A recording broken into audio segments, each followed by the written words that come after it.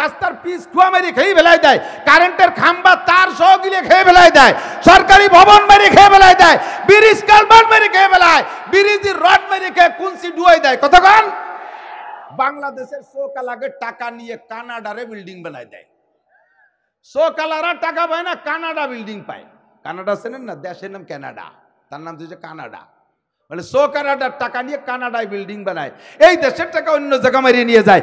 এখনো ফয়েজ হিসাবে টাকা নেয় নাই, হাটাজারি হুজুর নেয় নাই, পটিয়ার হুজুর নেয় নাই, বাংলাদেশের কোনো আলেম ওলামা নেয় নাই। তৎকালীন ধর্মমন্ত্রী ছিলেন হযরত মাওলানা মুফতি ওয়াক্কাস সাহেব রহমাতুল্লাহ আলাইহি।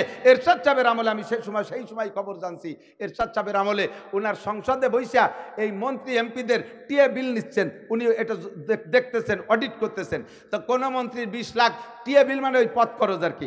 কোন মন্ত্রীর 20 লাখ, কোন মন্ত্রীর 30 লাখ, কোন মন্ত্রীর 10 লাখ, 10-এর নিচে কোনো টিএ বিল নাই। মুফতি ওয়াক্কাস সাহেবের হয়েছে মোটে 35 টাকা।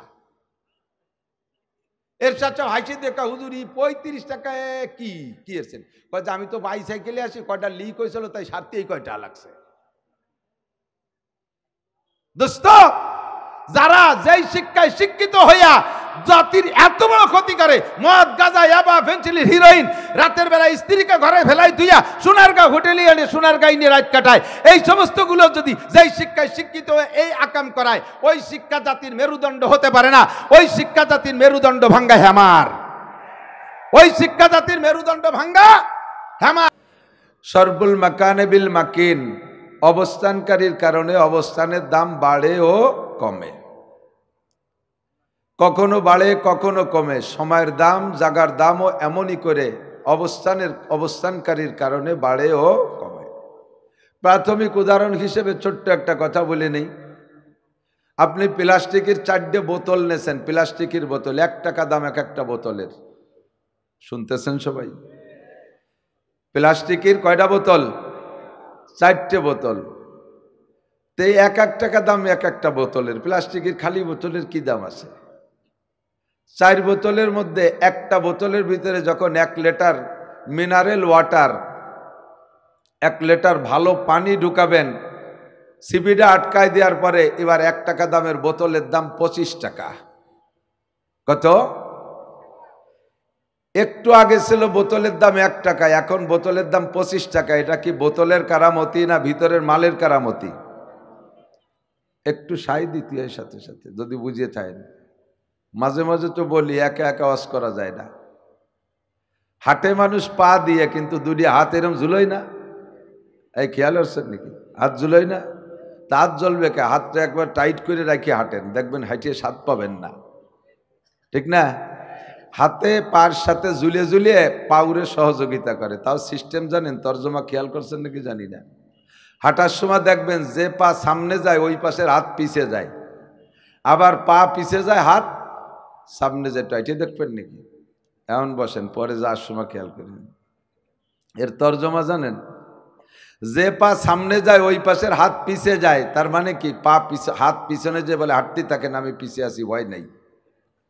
আবার পা পিছে যায় হাত সামনে যায়, হাত যে কয় আমি ক্লিয়ারেন্স দিছি, সামনে কোনো সমস্যা নেই, চলে আসেন। এই জন্য হাত এরম জ্বলে। তো বক্তারা কথা বলবে একা একাই বলবে, কিন্তু সাথে সহযোগী শ্রোতারা একটু জি হা না ঠিক বেঠিক একটু কইলে এরকম হাত নাড়ানোর মতো সহযোগিতা হয়। কথা বলেন?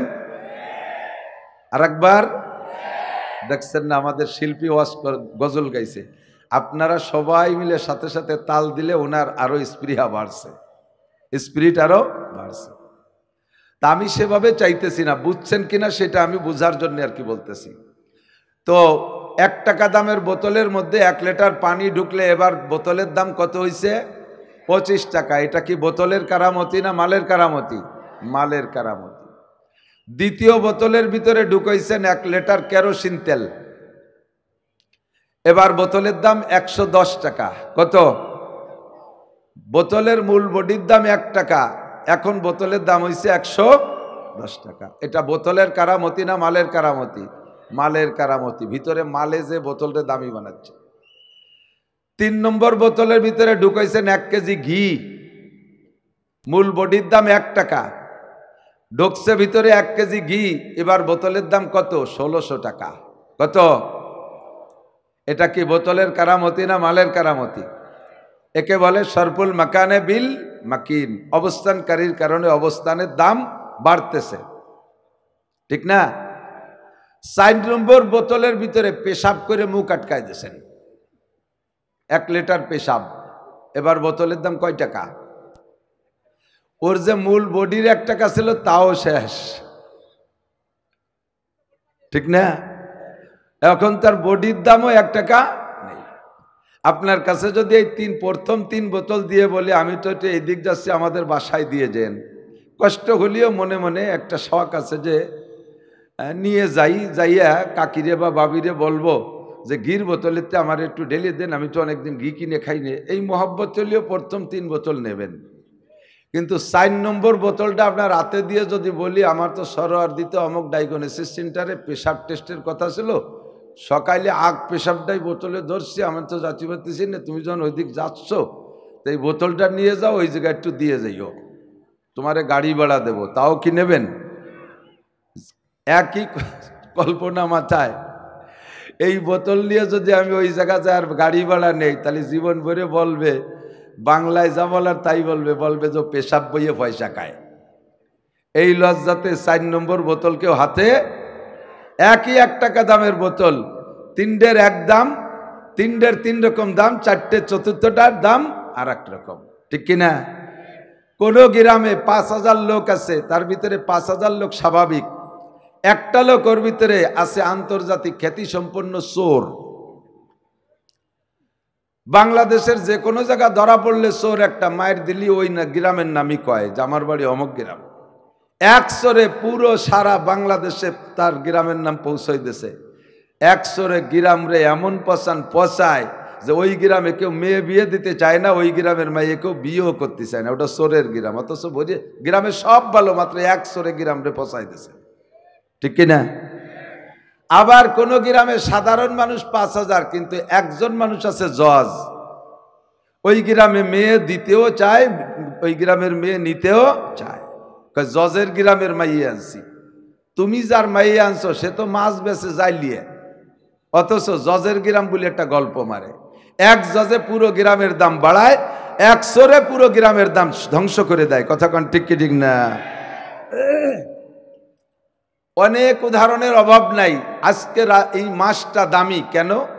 এ মাসে অধিকাংশ মুফাসসিরিন, মুহাদ্দিসিন, মুআররিখিনদের রায় খেয়াল, আমাদের নবী, আপনাদের নবী, বিশ্ব নবী মুহাম্মদুর রাসূলুল্লাহ সাল্লাল্লাহু আলাইহি ওয়াসাল্লামকে আল্লাহ পাক দুনিয়ায় বসাইয়া 4টি মিডিয়ায় ইলম শিক্ষা দিয়েছেন। কয় মিডিয়া? ইউটিউব চ্যানেল, এই চ্যানেল নাকি 4 মিডিয়ায় নবী পাককে আল্লাহ ইলম শিক্ষা দিয়েছেন। 1 নম্বরে রুইয়া সালেহা, সত্য স্বপ্নের মাধ্যমে নবীকে আল্লাহ ইলম শিক্ষা দিয়েছেন। 2 নম্বরে ইলহাম, সরাসরি সিনার মধ্যে ইলম ঢুকিয়ে দিয়েছে, জিব্রাইলও জানে না, একে বলে ইলহাম। 3 নম্বরে কাশ, মানে খুলে দেওয়া, যে বিষয় নবীকে আল্লাহ জানানোর ইচ্ছা করেছেন বিষয়টা সামনে ওপেন করে দিয়েছেন। হুজুরকে বলছেন জান্নাত জাহান্নামের বয়ান করো, হুজুর বললেন আল্লাহ আমি তো জান্নাত জাহান্নাম দেখি নাই, কিভাবে বয়ান করব? আল্লাহ পাক চোখের সামনে জান্নাত আর জাহান্নামকে ওপেন করে দিয়েছে। হুজুর একটা একটা করে দেখে দেখে বলতেছেন এই যে হুর দেখা যায়, এই যে গেলমান দেখা যায়, এই যে জান্নাতি বিল্ডিং, এই যে জান্নাতে দুধের নদী, এই যে জান্নাতে মধুর নদী, এইটা পানির নদী, এইটা শরবতের নদী, এই যে দেখা যাচ্ছে গাছপালা, বাগ বাগান, এই যে আনারের বাগান, এই যে আঙ্গুরের বাগান। হুজুর দেখতেছেন আর বলতেছেন। ইতিমধ্যে হঠাৎ করে সামনে মাঝে এরকম করে হাত বাড়াচ্ছেন। যখন হাত বাড়াচ্ছেন তখন মনে হয় যেন মানুষের হাত ধরতে গেলে যেমন হাতটা বাড়ায়, এরকমও কখনো কখনো আবার গাছের থেকে ফল তুলতে গেলে হাত বাড়ানোর সিস্টেম আলাদা, সেভাবে বুটার থেকে ফল তুলবেন এভাবে হাত বাড়াচ্ছেন, আবার খালি হাতে ফিরে আসেন। সাহাবা ইকরাম বললেন হুজুর জান্নাতের বয়ানের সময় মাঝে মাঝে হাত বাড়াইলেন যেন কি ধরেন, আবার খালি হাতে ফিরে আসেন, ঘটনা কি? হুজুর বলেন আমি যখন হুরের বয়ান দিচ্ছিলাম তখন হুর আমার একেবারে হাতের নাগালে চলে আসছিল, আমি মনে করলাম একটা হুর ধরে রাখি তোমাদেরকে একটু দেখাবো। বলবেন না সুবহানাল্লাহ? আমি যখন জান্নাতের ফল পাকড়ার আলোচনা করতেছিলাম আমি দেখি জান্নাতের গাছের গোড়া উপর দিক, মাথা নিচের দিক, জান্নাতের গাছের গোড়া উপরে, মাথা নিচে ফলে ভরা খুব ভালো সুন্দর সুন্দর আনার আমার হাতের সামনে এসে গেল। ভাবলাম যে একটা তুলে রাখি, তোমাদেরকে খাওয়াবো। যখন আমি হাত বাড়াই আর জিব্রাইল হাতের সামনেতে টান দিয়ে সরাই নিয়ে যায়, কয় হুজুর এগুলো আপনি বলবেন, বলার জন্য আপনার সামনে খুলে দিছি, দুনিয়ায় এই জান্নাতের ফল তুলে রেখে খাওয়ানো যাবে না, বলে দেন উম্মত বিশ্বাস করুক, এগুলো সব জান্নাতে পাবে। একটু বলি সুবহানাল্লাহ।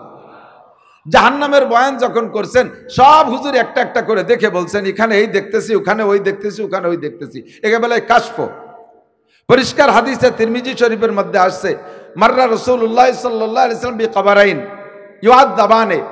হুজুর সাহাবায়ে কিরামদেরকে নিয়ে রাস্তায় যে হাঁটতেছেন, হাঁটতে হাঁটতে রাস্তার পাশে দুইটা কবর, নতুন নতুন ভাবের দুটা কবর। হুজুর দুইটা কবরের কাছে গিয়ে দাঁড়িয়ে গেলেন।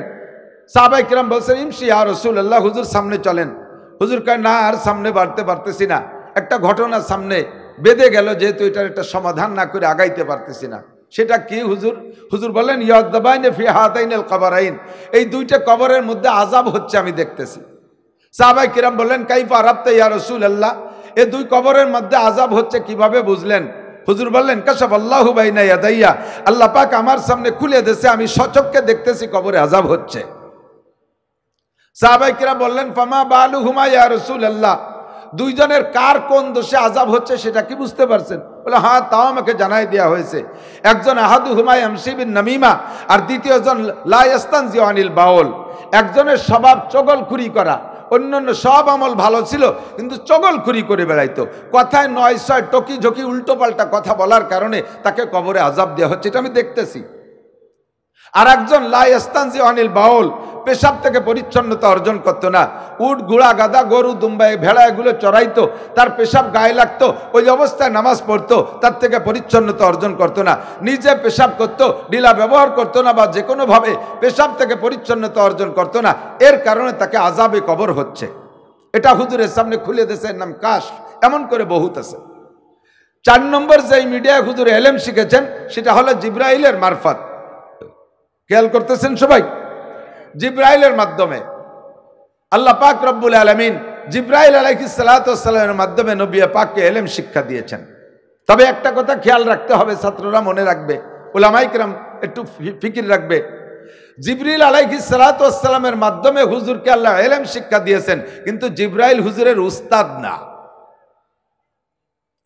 হুজুর বলেন, বইস্তু মুআল্লিমা ওয়া মা বইস্তু মুতাআল্লিমা, আমাকে আল্লাহ পাক উস্তাদ করে বানিয়ে পাঠিয়েছেন, আমি দুনিয়ার সমস্ত মানুষের উস্তাদ, আমাকে আল্লাহ তাআলা ছাত্র হিসেবে পাঠাই নাই। আমার উস্তাদ একমাত্র আল্লাহ। আল্লামানি রব্বি ফা আহসানা তালিমি ওয়া আদ্দাবানি রব্বি ফা আহসানা তাদিবি, আমাকে ইলম শিক্ষা দিয়েছেন আমার আল্লাহ। আমার আল্লাহ আমাকে ইলম শিক্ষা দিয়েছেন, কাজে আমার ইলম দুনিয়ার সর্বশ্রেষ্ঠ ইলম। ওয়া আদ্দাবানি রব্বি, আমাকে আদব আদর্শ শিষ্টাচার কালচার শিক্ষা দিয়েছেন স্বয়ং আমার আল্লাহ। দুনিয়ার কোন নেতা নেত্রীর আদর্শ আমি শিখি নাই, দুনিয়ার কোন মানুষের আদব আমি শিখি নাই। জিব্রাইল আমার উস্তাদ না। জিব্রাইল তাহলে কি? জিব্রাইল জাস্ট পিয়ন। জিব্রাইল পিয়ন। ঢাকা বিশ্ববিদ্যালয়ের ভাইস চ্যান্সেলর একটা বই লিখছেন, খুব ভালো জ্ঞানগর্ভ একটা বই। এই বইটা আপনার কাছে পোস্ট অফিসের মাধ্যমে পাঠিয়ে দিয়েছে। পোস্ট মাস্টার বা পিয়ন এই বইটা আপনার কাছে পৌঁছাই দিছে। বইটা পৌঁছাই দিছে পিয়ন। আপনি ওই বইটা পড়ে বইয়ের মধ্যে যা আছে সব শিখে ফেলাইছেন, বড় বিজ্ঞ হয়ে গেছেন। এখন আপনি কি বলবেন? পিয়ন আপনার বাড়ি বই আগায় দিছে, এর কারণে কি পিয়ন এই বই যে পড়ে শিখছেন এই বইয়ের উস্তাদ কি আপনার পিয়ন? যদি বলেন তাহলে ভাইস চ্যান্সেলর আপনার উস্তাদ। কতক্ষণ লিখেছে ভাইস চ্যান্সেলর, তার বিদ্যা আমি বইয়ের মাধ্যমে পড়েছি, তবে বইটা পৌঁছে দিয়েছে পিয়ন, শিক্ষা দিয়েছেন আল্লাহ। জিবরিল আলাইহিস সালামকে আল্লাহ পিয়ন হিসেবে ব্যবহার করেছেন, এজন্য জিব্রাইল আমার নবীর উস্তাদ না, জিব্রাইল হলেন জাস্ট পিয়ন। কথা বলেন ঠিক কি ঠিক না? 5 নম্বরে নবী পাককে এই 4 মিডিয়ায় এলেম শিক্ষা দেওয়ার পরে কিছু গোপন তত্ত্ব আছে, কিছু জরুরি কথা আছে, যেই কথাগুলো স্বপ্নে শিখাইলে নবী তৃপ্তি পাবে না, ইলহামের মাধ্যমে দিলে তৃপ্তি পাবে না, কাশফের মাধ্যমে শিখাইলে আল্লাহ পাকও তৃপ্তি পাবে না, নবীও তৃপ্তি পাবেন না, জিব্রাইলের মারফত কথাগুলো জানানো যাবে না।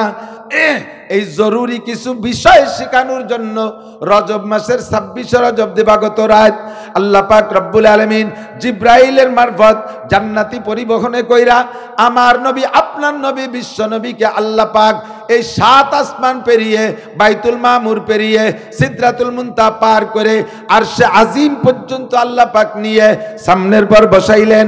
মা কানা বাইনাহু ওয়া বাইনাল্লাহি হিজাব, নবী পাকের মাঝে আল্লাহর মাঝে কোনো পর্দা রাখেন নাই, ইল্লা রিদা আল কিবরিয়া, একমাত্র আল্লাহর বড়ত্বের চাদর ছাড়া আমনা সামনা বসাইয়া নবী পাককে পরাণ ভরে শিক্ষা দিয়া কিয়ামত পর্যন্ত যা দরকার, শুধু কিয়ামত পর্যন্ত না, জান্নাত জাহান্নাম পর্যন্ত যা কিছু দরকার উম্মতের সর্বশিক্ষায় শিক্ষিত কইরা উম্মতের সমস্ত ইলম নবীকে শিক্ষা দিয়া আবার দুনিয়ায় পাঠিয়েছিলেন এই মাসে।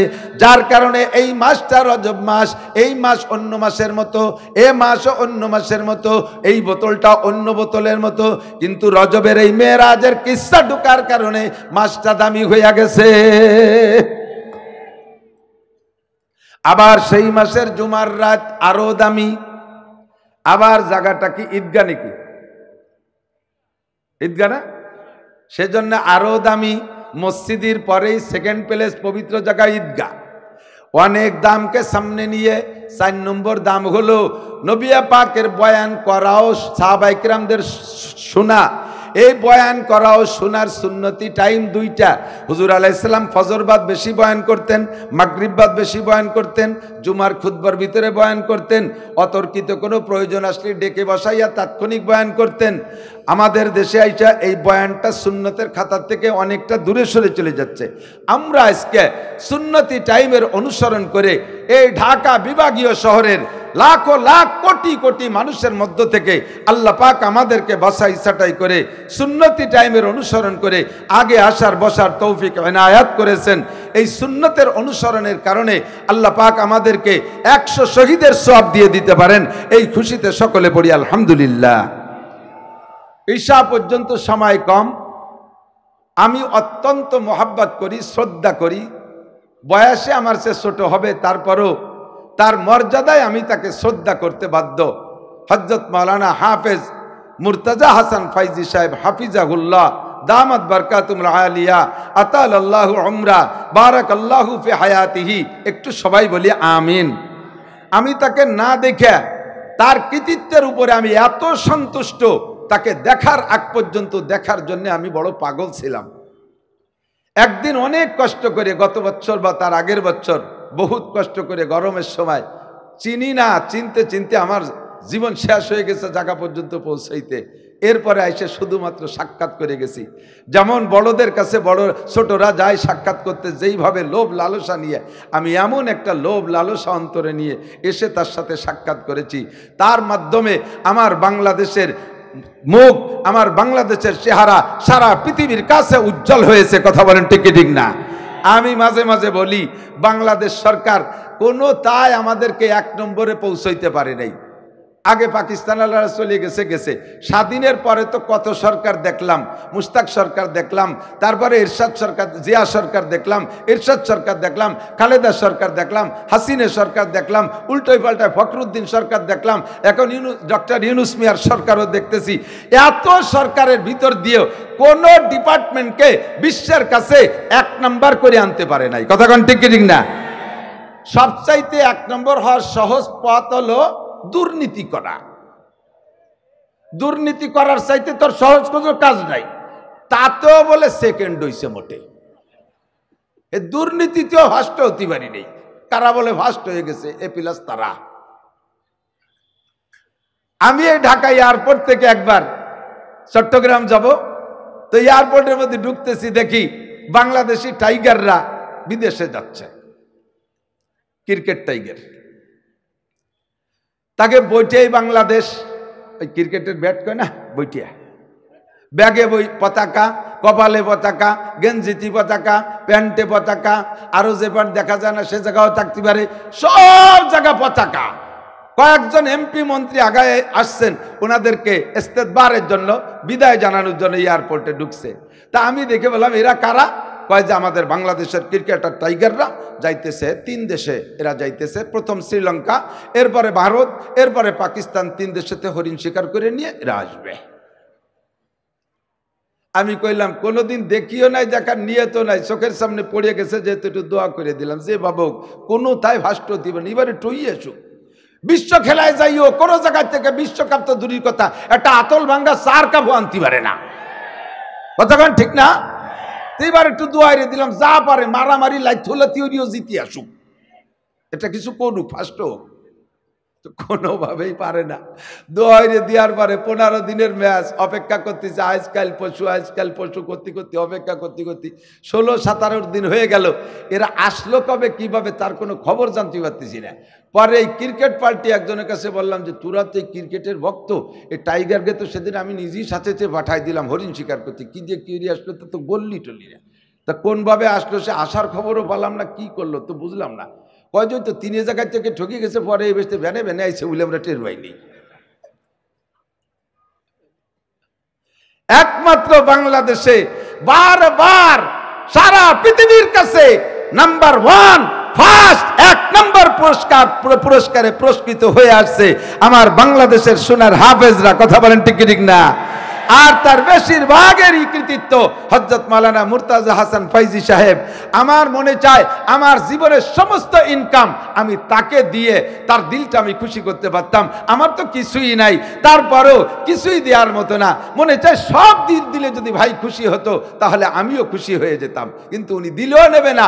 আমি যা পারি সব চাইতে ওনার হুকুম পালনার্থে আজকে আমার অনেক দূরে বড় ঝুঁকিপূর্ণ জায়গায় মাহফিল, সেখানে যাবো বিদায় সকালে রওনা হয়ে আসছি। ওনার ওয়ার্ডার ফলো করা, বয়সে আমার ছোট হলেও সম্মানে আমার চাইতে লাখো কোটি গুণ বেশি। আমি মনে করি আল-আমরু ফাওকাল আদব, তার আদেশ পালন করা আমার জন্য ওয়াজিব হয়ে গেছে। এই জন্য অল্প একটু সময় আপনাদের কাছে নিয়ে আসছি, মুক্তাসার সময়, অল্প সময়ের ভিতরে মুক্তাসার কথা, ছোট্ট আয়াতের অংশ পড়েছি আর নবী পাকের একটা হাদিস পড়েছি।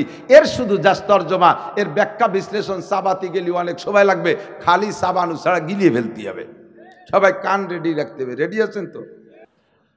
আল্লাহ পাক রব্বুল আলামিন কোরআনে কারিমকে এমনভাবে সাজাইছে, 1500 বছর আগে কোরআন নাজিল হয়েছে, যে সময় পৃথিবীতে একটাও বিসিএস ক্যাডার ছিল না, এমএ পাস খুঁজে পাওয়া যেত না, বিএ পাস খুঁজে পাওয়া যেত না, বিজ্ঞানীরাও অজ্ঞানী ছিল, কিছুই কোনো আবিষ্কার ছিল না দুনিয়ায়, কতক্ষণ ঠিক না? সেই মূর্খ বর্বরদের মধ্যে আল্লাহ পাক কোরআনে কারিম নাজিল করেছেন। এই কোরআন 1500 বছর আগে জগতের কাছে যেমন চলতো, আজকে সারা দুনিয়া শিক্ষার শীর্ষে চলে গেছে, প্রযুক্তির শীর্ষে চলে গেছে, আজও কোরআনে কারিম একই রকম গ্রহণযোগ্যতা রাখে কি রাখে না? কোন পণ্ডিত কি বলতে পারবে এই কোরআন শরীফের এই আয়াতটা এ জামানায় অসামঞ্জস্য? যদি কেউ বলতে পারে আসুক বলুক, তাকে সামঞ্জস্যতা তৈরি করে দেবো ইনশাআল্লাহ। যদি তার মাথায় না ধরে তাহলে বুঝবো তুমি ঢাকা শহরের অনেক ল্যাংটা হয়ে ঘুরিয়ে বেড়ানো পাগলের মধ্যে একজন পাগল। কতক্ষণ? তুমি কোন জায়গা লুকমা দিবে? আমার আল্লাহ সব জায়গা চ্যালেঞ্জ করে রাখছে, এর কোন জায়গা করে সন্দেহের অবকাশ নাই। তুমি কোথাও লুকমা দিবা গরো, আল্লাহ কয় তাবারাকাল্লাযী বিয়াদিহিল মুলকু ওয়া হুয়া আলা কুল্লি শাইইন কাদির আল্লাযী খালাকাল মাউতা ওয়াল হায়াতা লিয়াবলুয়াকুম আইয়ুকুম আহসানু আমালা ওয়া হুয়াল আজিজুল গফুর আল্লাযী খালাকা সাবআ সামাওয়াতিন তিবাকা মা তারা ফি খালকির রহমানি মিন তাফাবুত ফারজিউল বাসারা হাল তারা মিন ফুতুর থুম্মা আরজিল বাসারা কাররাতাইনি ইয়ানকালিব ইলাইকাল বাসারু খাসিআন ওয়া হুয়া হাসির। আল্লাহ পাক বলেন 7টা আসমান 7টা জমিন, এর মধ্যে অসংখ্য সৃষ্টি আমি করেছি। তোমার যদি কোনো সৃষ্টির উপরে অভিযোগ থাকে, আমার কুদরতি ক্ষমতার উপরে যদি অভিযোগ থাকে, তাহলে তুমি বলো, তোমাকে অনুমতি দিলাম। ফারজিল বাসারা হাল তারা মিন ফুতুর, চন্দ্র সূর্য গ্রহ নক্ষত্র আসমান আর জমিন যত প্রাণী আছে, কোন জায়গায় যদি তুই চুল পরিমাণ ত্রুটি ধরাইতে পারিস, আমি সেটা সংশোধন করে দেব। যা ঘুরে দেখে আয়, একবার একবার সবাই মিলে ঘুরে দেখে আসছো, পাও নাই কোনো ত্রুটি। আল্লাহকে সুম্মার জিল বাসার, আর একটা বার দৃষ্টি কর, সুম্মার জিল বাসার, আর একবার দেখে আয় পাস নাকি। যতবার যাবি আল্লাহকে সুম্মার জিল বাসারা কাররাতাইন, জেনে রাখ আনকালিব ইলাইকাল বাসারু খাসিয়া ওয়া হুয়া হাসির, তোর চক্ষু বোকা হয়ে ফিরে আসবে, কোনো জায়গা কোনো ত্রুটি খুঁজে পাবে। একটু জোরে বলেন পাবে। অজ্ঞানী একটা গাছতলা বই শুয়ে রয়েছে, বট গাছ চেনেন নাকি? বড় বড় বট গাছের ফল কিন্তু ছোট, গাছ যত বড় ফল আবার ওরকম বড় না, এই কুটি কুটি লাল লাল ফল, ঠিক না? আবার শুইছে কোন জায়গা? বট গাছটা আপনাদের মুন্সিগঞ্জের আড়িয়াল বিলির পাশে বড় এক বট গাছতলা শুয়ে, বট গাছের মাথার দিক তাকায় দেখে ছোট ছোট ফল। আবার আড়িয়াল বিলির মধ্যে তাকায় দেখে 3-4 হাত লম্বা একটা কুমড়ো গাছ, আবার কুমড়ো হয়েছে 1 মণ 1.5 মণ 2.5 মণ ওজনের। আমি নিজেই দেখছি, ওরা আমারে বছরে একটা কুমড়ো দেয় 70-75 কেজি। হাটাজারি মোহতাম সাহেব হুজুরি একটা দেশে মুফতি ইউনূস সাহেব 2.5 মণ 100 কেজি। এখন গাছ তো 4-5 হাত লম্বা, কুমড়ো আবার 100 কেজি। আবার বট গাছ এত বড়, মাথায় কুমড়ো, ফল একটু ছোট ছোট। উনি বট গাছের দিকে তাকাইয়া, কুমড়ো গাছের দিকে তাকাইয়া আল্লাহ পাকের চ্যালেঞ্জ গ্রহণ করছে, আল্লাহ আমি তোমার সৃষ্টির মধ্যে ভুল খুঁজে পাইছি। কয় কি ভুল পাইলি? কয় গাছ যেমন ফল তেমন হওয়া দরকার, সেই হিসেবে কুমড়ো হবে বট গাছে আর বট হবে কুমড়ো গাছে, তুমি এই জায়গা ভুল সিদ্ধান্ত নেছো। বলতি না বলতি বট দুইটাই গাছের ছিটে আইসা ছুটে আইসা ওর চোখের 2 কোনায় 2 বট পড়ছে। লাফ দিয়ে উঠে কয় লা ইলাহা ইল্লাল্লাহ মুহাম্মাদুর রাসূলুল্লাহ, আল্লাহ তোমার সৃষ্টি যথাযথ আছে, কোনো জায়গা ভুল নাই। এই দুটো যদি 2.5 মণে কুমড়ো হতো আর আমার চোখের পর পড়তো, তাহলে আমার জানাজা করার সময় থাকতো না।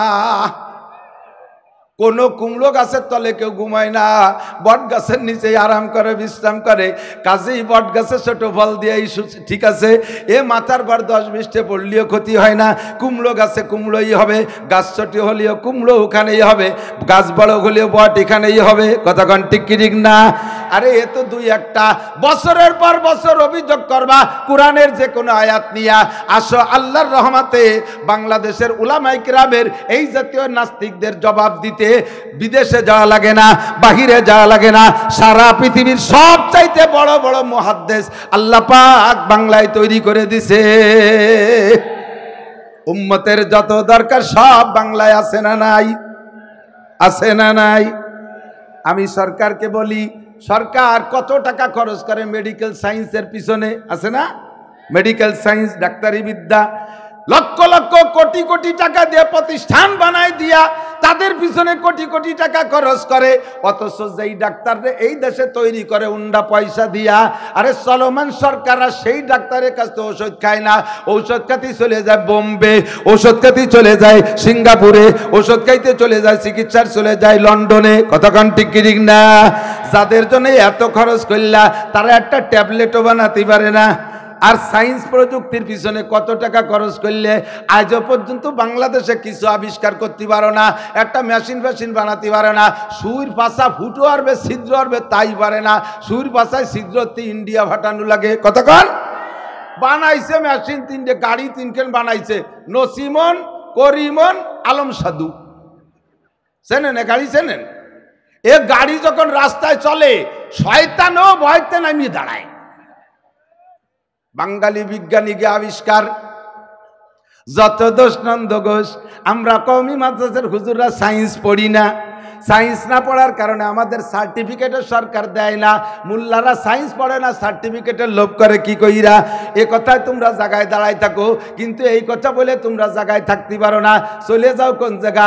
76 কেজি 75 কেজি বোমা মোল্লারা বানায়। আরে সায়েন্স না পড়ে যদি 76 কেজি বোমা বানায়, তোমার সায়েন্স পড়ারা তো একটা পটকাও বানাতে পারে না। এ কথা কোন মুখ দিয়া? পাগলও কয় না।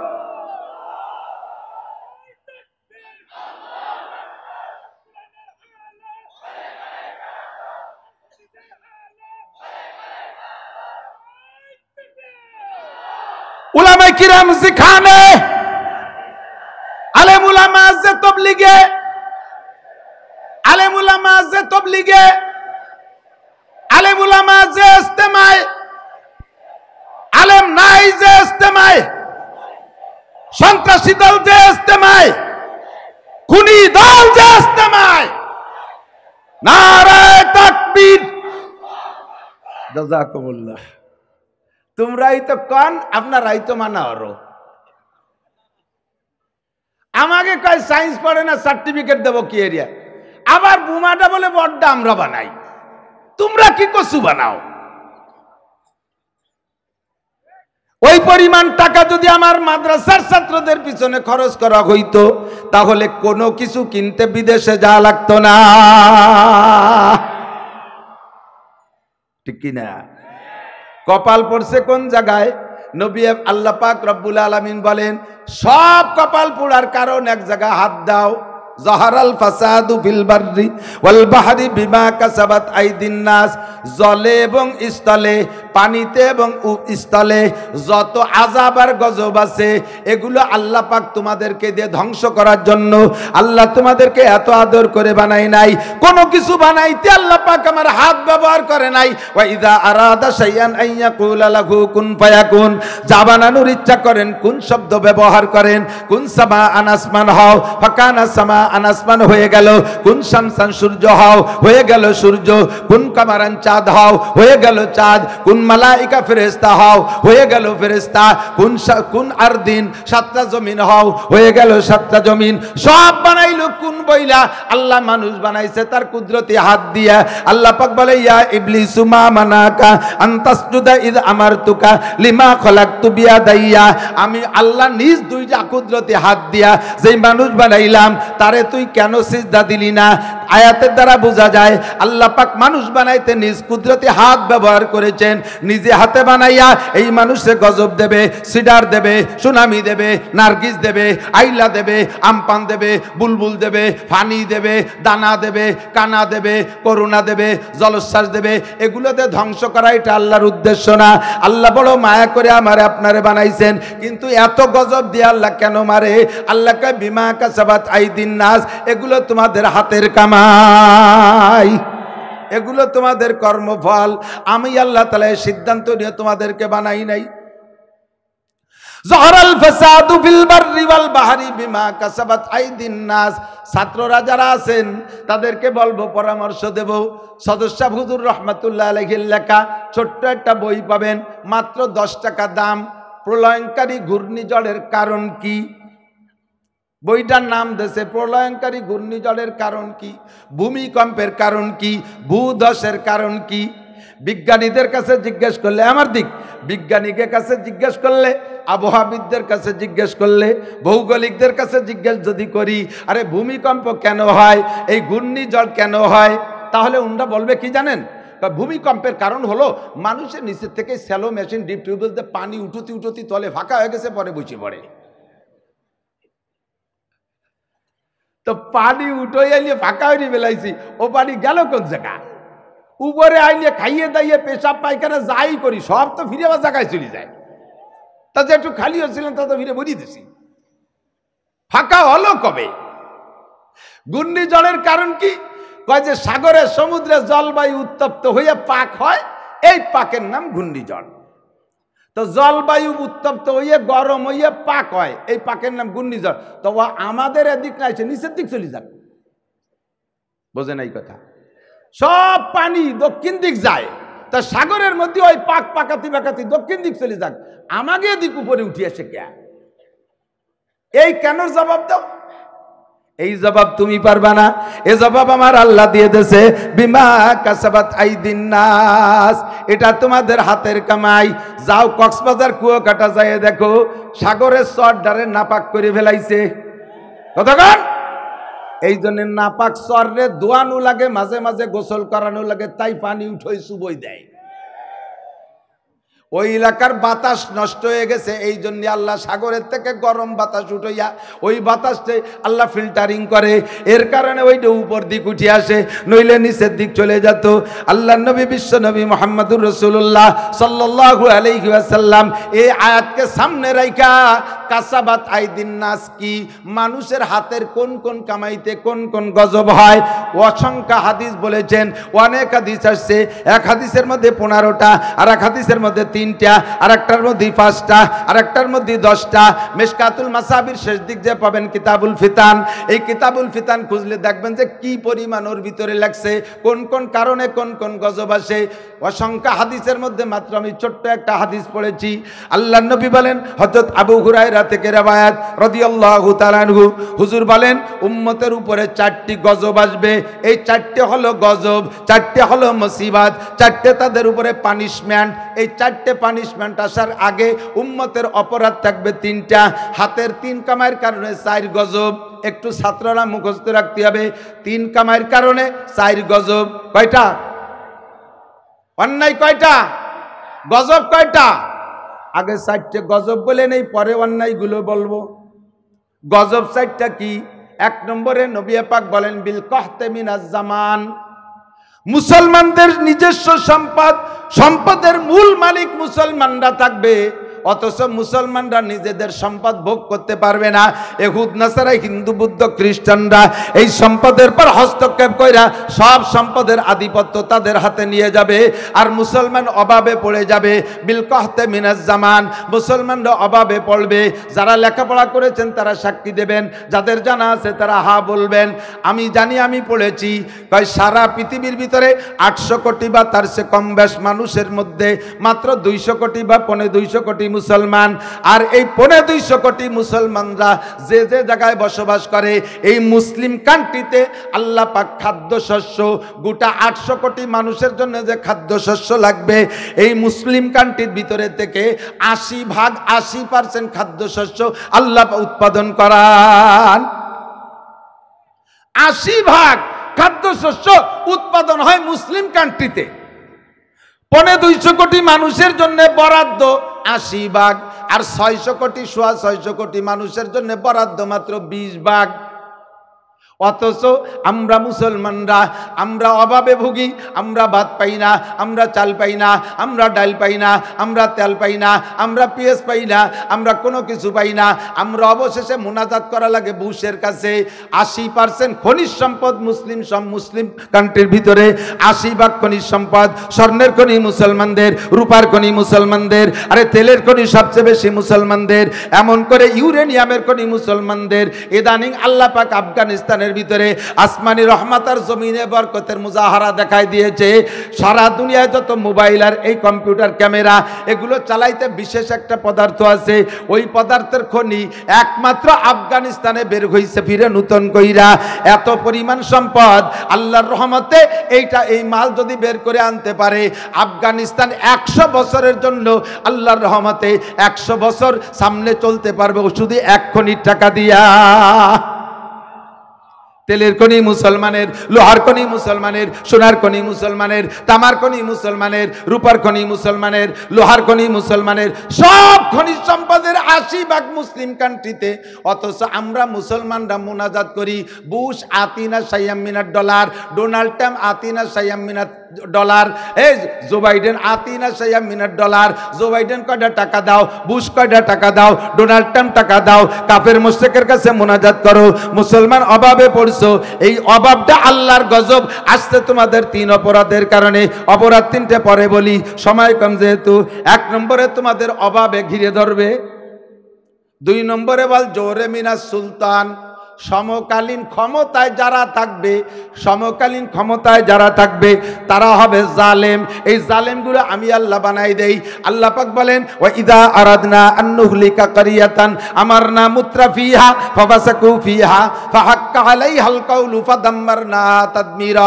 যখন উম্মতে জনগণে অন্যায় শুরু করে দেয়, অন্যায় করতে করতে যখন সীমা লঙ্ঘন করে, আল্লাহ পাক বলেন আমি তখন তাদের উপরে জালেম চাপাইয়া দেই, জালেম পাঠাইয়া দেই। এই জালেমরা জনগণের উপরে জুলুম করে, আর জনগণ আল্লাহর সাথে জুলুম করছে, জনগণ আল্লাহর সাথে অন্যায় করেছে। এদিকে জনগণ আল্লাহর সাথে অন্যায় করেছে, আর এই জনগণকে সাইজ করার জন্য আল্লাহ পাক জালেম শাসক পাঠায় দিয়েছে। উভয় দল এবার অন্যায়তে মশগুল হয়ে গেছে। এবার কয় আল্লাহ পাক বলেন ফাদাম্বারনাহা তাদমিরা, আমি সব গোষ্ঠী সহ ধ্বংস কইরা দেই। আমরা যত যা করি না করি দোস্ত, সারা দুনিয়ার মাতুব্বারি করতেছে জালেম শাসক। ইসরায়েল মধ্যপ্রাচ্যে বৈশা ইসরায়েলের নেতানিয়াহু, আর এর গুটি চালাইছে পশ্চিমা। এই 5 বছর চালাইছে জো বাইডেন, তার আগে 5 বছর চালাইছে ডোনাল্ড ট্রাম্প, তার আগে 5 বছর চালাইছে বারাক ওবামা 10 বছর, তার আগে 10 বছর চালাইছে কি বিল ক্লিনটন, তার আগে চালাইছে এই কি বলা হয় বুশের গোষ্ঠী। এই সম্পূর্ণ জালেম মুসলমানদের পর চাপাই দিয়েছে। অন্যায় তিনটে বললে বুঝবেন যে সেগুলো সবই যথাযথ কিনা। 2 নম্বর জালেম শাসক, রাষ্ট্রীয়ভাবে জালেম শাসক চাপাই দেওয়া হবে। অন্যায় তোমরা 3টে করেছো, তাই আমরা এতদিন পর্যন্ত জুলুমের শিকার ছিলাম। সামনেও যদি বেরোই না আসি, আর এক জালেম আল্লাহ পাক আমাদের পর বসাই দিতে পারে কি পারে না? অন্যায় যখন 3টে করবা, ধাপে ধাপে তোমাদের পর জালেম বসাই দেওয়া হবে। অল জোরে মিনাস সুলতান, শাসক হবে জালেম। এই শাসক জালেম হওয়া এটা খোদার গজব।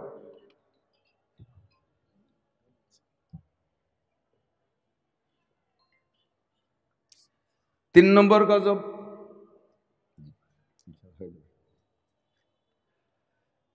3 নম্বর গজব মনে আছে 2টা।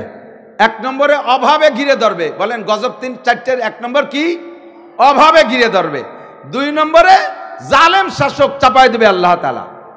3 নম্বর ওয়াল খিয়ানাতে মিন উলাতিল আহকাম, ওয়াল খিয়ানাতে মিন উলাতিল আহকাম, বিচারক হবে ঘুষখোর। সুবহানাল্লাহ, একটু কোন কি করবেন? বিচারক হবে ঘুষখোর। মোটা মোটা ঘুষ খাইয়া নিরপরাধীকে ফাঁসি দিয়ে দেবে, ঘুষ খাইয়া অপরাধীকে বেকসুর খালাস করে দেবে। এটা কি হবে না হচ্ছে? একটু বলেন না কেন? নবী বলছেন হবে, নবীর জামানায় ছিল না। নবী বলছেন এরকম যখন হবে এগুলো হবে, এগুলো হবে। খিয়ানাতে মিন উলাতিল আহকাম, বিচারকরা ঘুষ খাইয়ে বিচার করবে, অন্যায় বিচার করবে মানুষের উপরে। এটা খোদার গজব। এটা কি গজব? 4 নম্বরে ওয়াসুলাতে মিনাল আদু, সারা পৃথিবীর সমস্ত কাফেররা ঐক্য হয়ে যাবে মুসলমানদেরকে ধ্বংস করার জন্য। কাফেররা ডাক দেবে, মুসলমান এক হয়ে যাবে। কাফেররা ডাক দেবে, মুসলমান এক হয়ে যাবে। কিন্তু মুসলমান এক হতে পারবে না। আমেরিকার বুশ ডাক দেয়, জো বাইডেন ডাক দেয়, ক্লিনটন ডাক দেয়, একেবারে সারা পৃথিবীর সমস্ত কাফের এক হয়ে যায়। অথচ মুসলমান মরেই যাচ্ছে, মায়ের খেয়েই যাচ্ছে। তাদের ডাকে কোনো মুসলমান অংশগ্রহণ করে না, একটু আগায় আসে না। কতক্ষণ ঠিক কি ঠিক না? সারা পৃথিবী ভরে ডাক দিয়ে তারা ঐক্য হয়ে আসতেছে মুসলমানকে ধ্বংস করার জন্য। এর নাম হলো সুলাতে মিনাল আদু। আমি 7:30 শেষ করে 7:30 বয়ান করতেছি।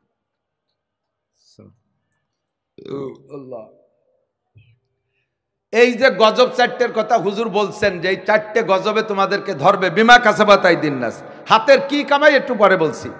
যেই 4টে গজবে ধরবে, একটু যাদের জ্ঞান আছে বুদ্ধি আছে বলেন আমাদের এই 4টে গজব কি ধরবে না ধরে ফেলাইছে?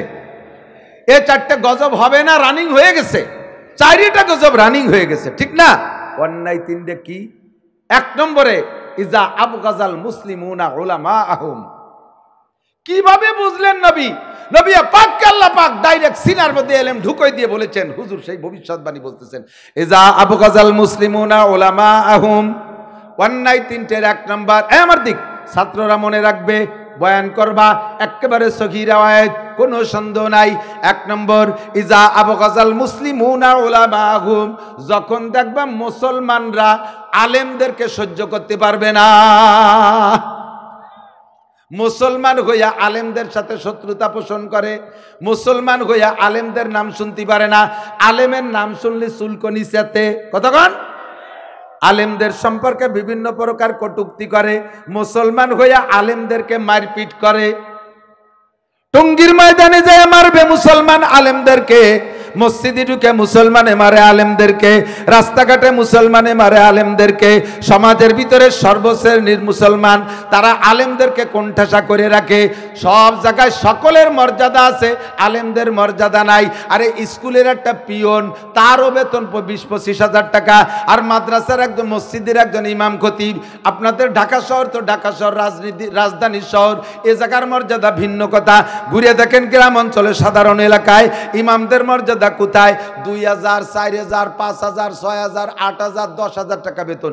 আরে এই দ্রব্য মূল্যের জামানায় 10,000 টাকায় ছেলে মেয়ে নিয়ে বাইচে থাকা তো দূরের কথা, মরাও সম্ভব না। এক ওয়াক্ত মরতেও 10,000 টাকার বেশি লাগবে। কতক্ষণ?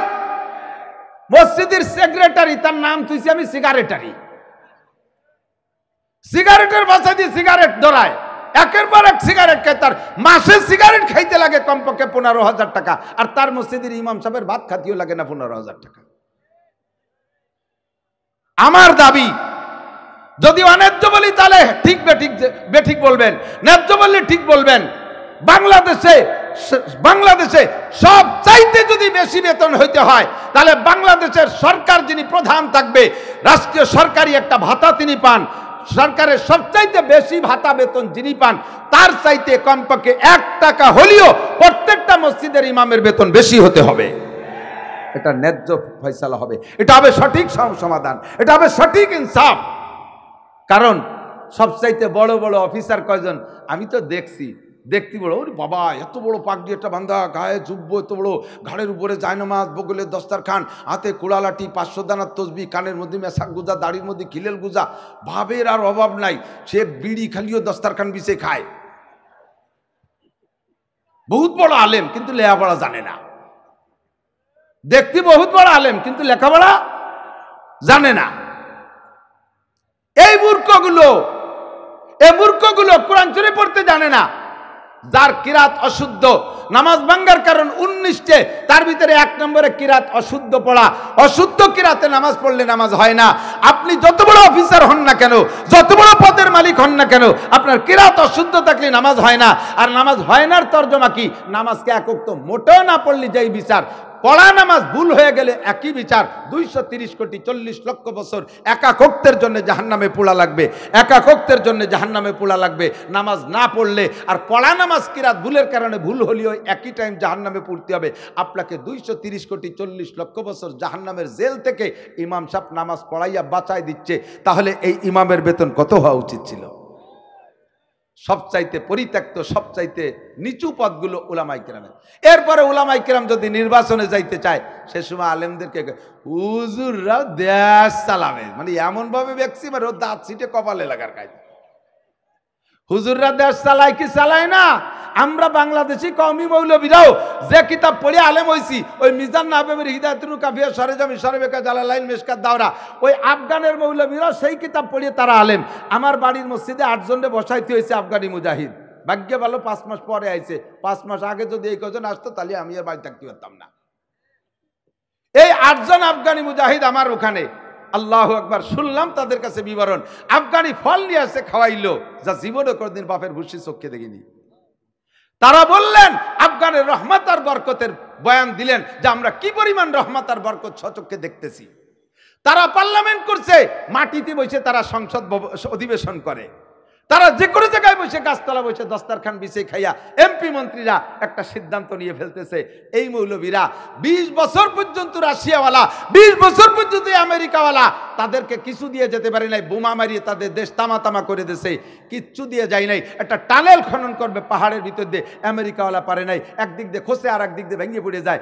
রাস্তা খাল কাটিয়ে সাগরের সাথে মিলেবে, এক পাশে কাটে আর এক পাশে সর পড়ে বন্ধ হয়ে যায়। মৌলবীরা মাত্র 2 বছর বেঁচে সে টানেলও বানাইছে, সে খালও বানাইয়া জাহাজ চলতেছে।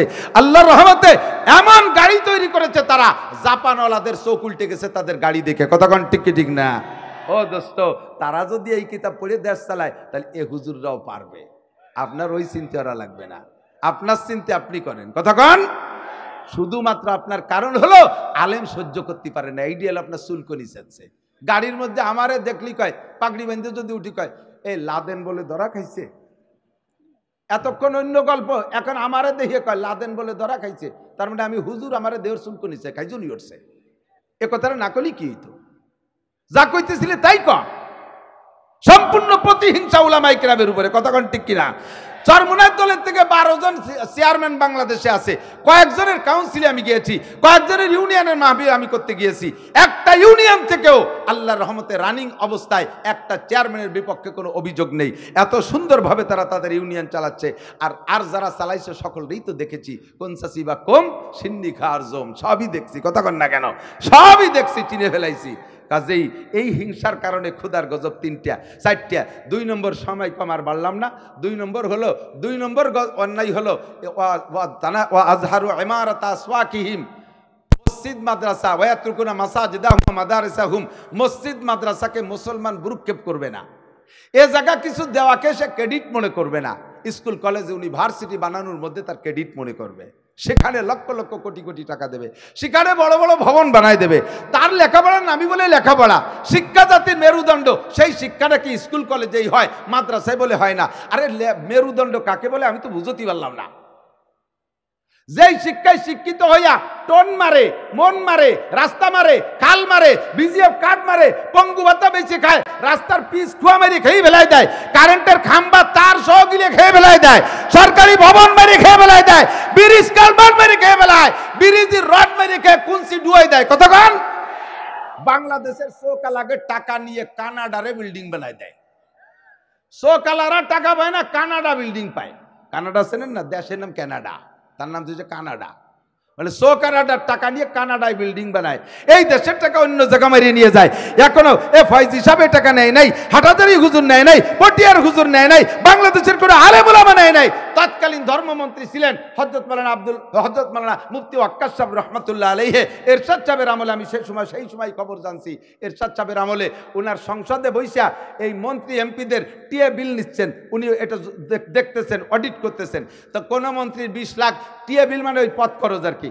কোন মন্ত্রীর 20 লাখ, কোন মন্ত্রীর 30 লাখ, কোন মন্ত্রীর 10 লাখ, 10-এর নিচে কোনো টিএ বিল নাই। মুফতি ওয়াক্কাস সাহেবের হয়েছে মোটে 35 টাকা। এরশাদ সাহেব হাসি দেখা, হুজুরি 35 টাকায় কি এসেছেন? কয় যে আমি তো বাইসাইকেলে আসি, কয়টা লিক হয়েছিল তাই সারতেই কয়টা লাগছে। দোস্ত, যারা যেই শিক্ষায় শিক্ষিত হইয়া জাতির এত বড় ক্ষতি করে, মদ, গাঁজা, ইয়াবা, ফেন্সিডিল, হিরোইন, রাতের বেলা স্ত্রীকে ঘরে ফেলাই তুইয়া সোনারগাঁও হোটেলে এনে সোনারগাঁই নিয়ে রাত কাটায়, এই সমস্তগুলো যদি যেই শিক্ষায় শিক্ষিত হয়ে এই আকাম করায়, ওই শিক্ষা জাতির মেরুদণ্ড হতে পারে না। ওই শিক্ষা জাতির মেরুদণ্ড ভাঙ্গা হেমার, ওই শিক্ষা জাতির মেরুদণ্ড ভাঙ্গা হেমার। একমাত্র কোরআন হাদিসের শিক্ষায় শিক্ষিত হলে তাতেই মানবতা ধরে রাখা যায়। আর সেই কোরআন হাদিসের শিক্ষায় শিক্ষিত হতেও দেবে না, নিজের সন্তানদের পড়াবে না, প্রতিষ্ঠানগুলোর প্রতি ক্রিটিসাইজ করবে, এদেরকে ঠাট্টা বিদ্রুপ করবে, এ জায়গা কিছুই দেবে না। আবার কয় যে ব্যাঙ্গের ছাতার মতো ফুটফুট করে এক জায়গা হচ্ছে, ব্যাঙ্গের ছাতা পর্যন্ত তুই চিনিস, এ তো তুই চিনিস না। তখন জীবন ভরে থাকছিস ব্যাঙ্গের ছাতার তলে, কাজিয়ে চিনিস টিভিতে মনে হচ্ছে ব্যাঙ্গের ছাতা। এই অন্যায়ের কারণে ক্ষুধার গজব 3টা। আল্লাহ সাবাতি বললাম না, ভালো হইরে সময় নাই। 3 নম্বর হলো ও তানা কাহু আলা জমিদ দারাহিম, উম্মতের 3 নম্বর অন্যায় গজব সেটে মনে আছে তো? এই অন্যায়ের কারণে ওই গজব হবে। 3 নম্বর অন্যায় হলো ও তানা কাহু আলা জমিদ দারাহিম, পয়সার লোভে বিয়ে করাকরি করবে। যে বাড়ি পয়সা আছে সেই বাড়ি বিয়ে করবে। শ্বশুরের অনেক টাকা আছে, মাইয়ে বিয়ে হলে বুড়ো মূর্তি যে দেরি, আমার বড় লোকতি দেরি নেই, যৌতুক খাইয়ে বিয়ে করবে। এই অন্যায় 3টে যখন চলবে তখন গজব হবে 4টে। 1 নম্বরে অভাবে ঘিরে ধরবে, 2 নম্বরে শাসক হবে জালেম, 3 নম্বরে বিচারক হবে ঘুষখোর, 4 নম্বরে সারা পৃথিবীর কাফেররা ঐক্য হয়ে মুসলমানদেরকে আক্রমণ করবে। আল্লাহ তাআলা কমপক্ষে আমাদেরকে এখানে যারা বসা আছি, যাদের কানে মাইকের আওয়াজ যাচ্ছে, আমাদেরকে ওই 3টে অপরাধ থেকে বেঁচে থাকার তৌফিক দান করে, বলেন আমিন। আল্লাহ পাক আমাদেরকে অন্যায় থেকে বেঁচে থাকার তৌফিক দিক। আজকে আমরা পাক্কা প্রতিজ্ঞা করি, জীবন ভরে উলামায়ে কিরামকে শ্রদ্ধা করব, রাজি আছি না ইনশাআল্লাহ? আলেমদেরকে শ্রদ্ধা করব। 2 নম্বরে ধর্মীয় প্রতিষ্ঠানগুলোকে আমি প্রাধান্য দেব, কিছু পারলে সেখানে দেব। 3 নম্বরে বিয়ে করব যৌতুক খেয়ে না, দেনমোহর পরিশোধ করে বিয়ে করব। তাহলে কমপক্ষে আমি ওই গজবের থেকে বেঁচে যাব। ভাষাগত ত্রুটি বিচ্যুতি মার্জনীয়, যা বলেছি শুনেছি, আল্লাহ আমল করার তৌফিক দান করুন সবাই।